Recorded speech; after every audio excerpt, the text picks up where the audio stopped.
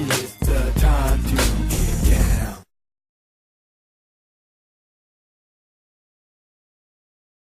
When I give the cue, right, going into the pop, pop, pop, pop, pop, I'll give the cue, then you do the pop, pop, pop, pop, pop, then we say, I want you, and right after that you go, now, like pop, pop, pop, pop, pop, I want you. Okay. In tempo. Yeah, that's the end. Now, what comes before something came before? Something came right before that too. We stopped. I guess we'll find out before the show. Yeah, let's do that whole Maybe we'll chorus. find The chorus? Ladies and gentlemen, this is Phil Perry Ladies, we're gonna do the chorus. running his rehearsal. 2. That's Oscar Seaton on drums. Oscar Seaton, Lillian Perry, Gwen Fox, Tyron Perry, backgrounds. And that's Jill Saucedo in the background. That's right, Dio.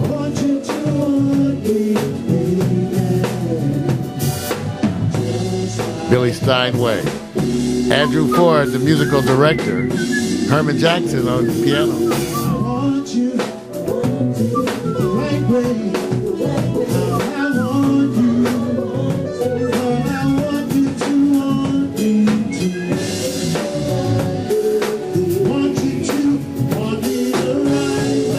There you go.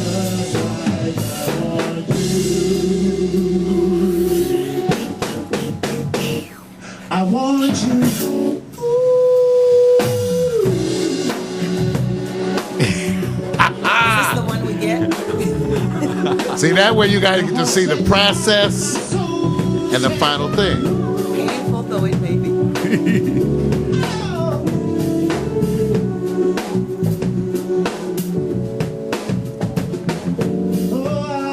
Wanna give you all the love that I want in return. To give you pleasure is what I crave. Ooh, you have but to say you don't want me well, but I change your mind some way. Somehow, won't you listen to me, baby? I want you the right way. I want you, but I want you to want me too. Time. Smile when you sing.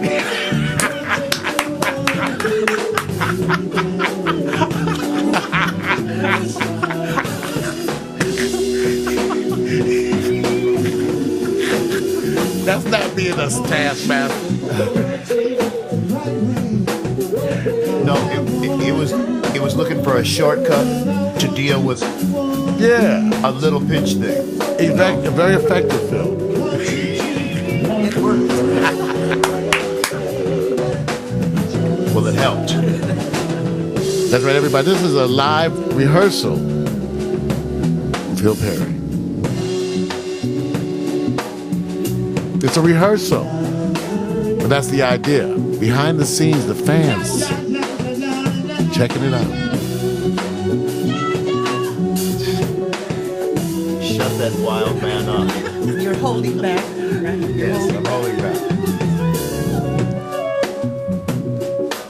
I like the way Andrew's bass sounds in this verse. You know what I mean? I think he's so tasteful. Oh, wonderful. As a player, and he holds the bottom down. Very solid, you know. Good man. Yeah. Nice guy. Very nice. Billy Steinway, too. Oh, yes. This was some hot band, you guys. Yeah, Lily and I were talking about how long Billy has played with me over the years. He probably started in 88, 89, and every once in a while when I put a LA band together, he always is in. Solo again and catch that. Yeah, we used to do Le Cafe. We used to do lots of Oh, yeah, stuff. Lake. At my place. Oh, man, that was. I can say I've seen Phil in multiple venues over the years, and with multiple people. I can say that. Yeah. I have That's what's personally. so confusing about it. I call Phil Perry the king of the Japanese imports too. He's on everybody's. Yeah. He's alive today. Yeah, but you know what though? You keep in mind that in that time era, those Asian record dates helped pay the bills. I bet they did. They really did. I mean, Japan. yeah, and it was a way, another opportunity for me to fuse my sound in another area of the world. I'm just now really getting the significance of how big the world is. Oh yes. And there are a lot of people that have a lot of different tastes in music. If you don't try to address them and get your music to them, you don't know whether they'll like it or not. Nothing beats a failure but a try. There you go. There you go, you guys. Phil Perry. Live in studio, you guys. People all in the chat room, what's happening? Talk to me. Let's see what's going on here. They got a question. Oh, what do we got? Mac, Fort Townsend, Washington said, did you ever hang out with Leon Ware? Did I ever hang out with Leon Ware? I have had the occasion 3-4 times to be on set with Leon. And he is such an incredible writer. And people don't know how good a singer he is. Right. You know, he did a version of We have his album. the Bobby Vinton song Blue Velvet. And his arrangement of Blue Velvet is so cold. It's like the established melody in an entirely new harmonic bed. Wow. It's really very, very cool. I have the utmost respect for Leon as a composer. Wow. Well, you know, it's very pertinent when it comes to the song I Want You, because those of us who are fans Right. recognize that whole flavor, the layered backgrounds, Yes. that's a signature Leon Ware Yeah, it is. Yeah. style. Yes, it is. You know, and he and his effect and his impact on that Marvin Gaye album, specifically I Want You. Yeah, actually, not only on that Marvin Gaye album, but I would venture to say in the recording process in the Marvin Gaye career. Oh, wow. Because once Marvin got the concept of stereo, not just left and right, but front to back, Right. with layering and positioning and pan positioning, how you mix it, he was off and running. And of all the backgrounds that I've ever heard on Marvin's things, none are as tight as the ones that he does himself. Oh, yeah. And so he really did take the ball. He got handed the ball by Leon.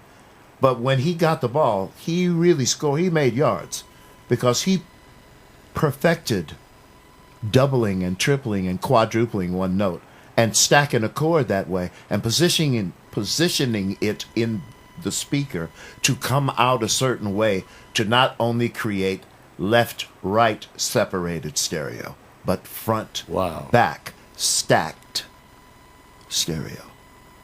We'll talk about falsettos too, you know, Phil, because you, one of the signature falsettos. Let's name some signature falsettos a bit. Oh, let's say Russell Tompkins, Eddie Oh, Kendricks. see, Eddie Kendricks. And then Marvin, his Marvin, ability to he had a slide beautiful- in and out that natural. and had a beautiful one too. And a lot of singers, when they switch from natural to falsetto, you hear the physicality of the switch. Right. His was so smooth. Yes. He was just there, and you never heard it.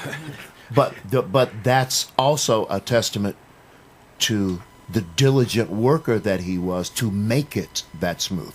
That's really not a natural characteristic, to be able to go from a natural voice to a falsetto voice and not physically hear the change in the throat. If you're on a microphone like this, you can hear a whole lot. Even the nuances of what you say. That's right. And he was a statistician. He was always at university. He was always making himself better.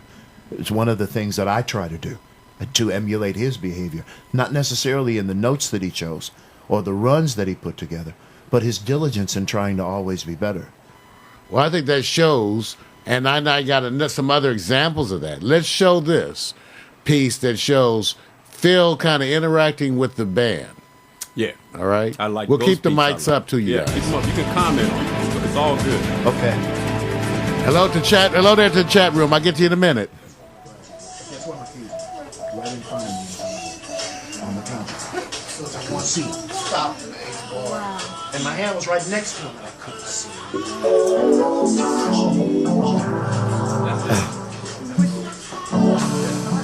Beautiful studio. This is a hot. Everybody's talking about in the chat room. They said it's a hot studio. Yeah, I walked in and said, "Wow, what a vibe!" I thought I was going into a playhouse. Yeah, but you know, this is the larger room.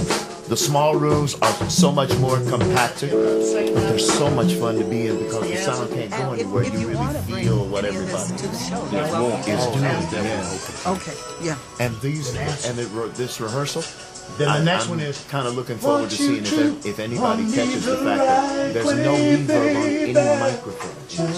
I caught it.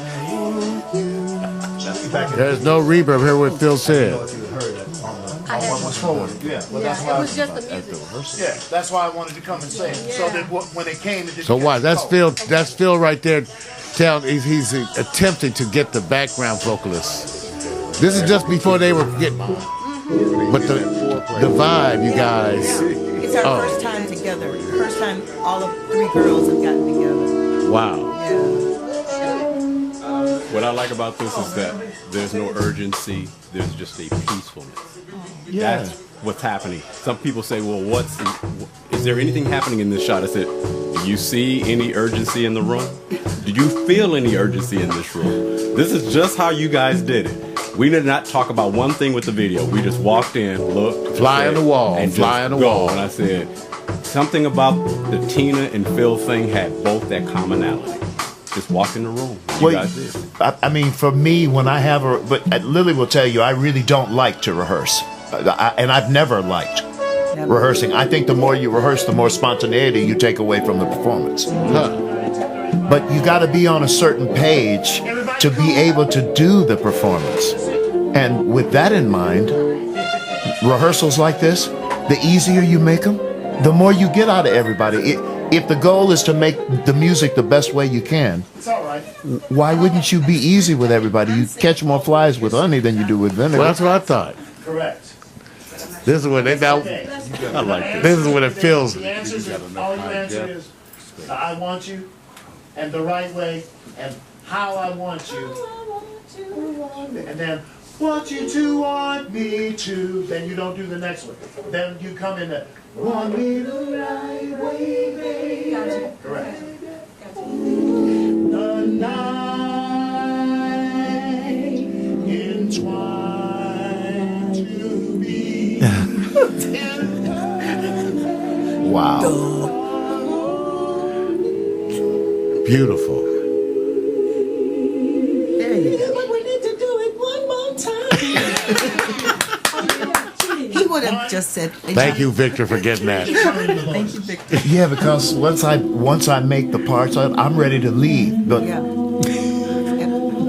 she wants it embedded before she leaves. But none of us heard this in the original recording, his recording on his classic love songs album. Okay.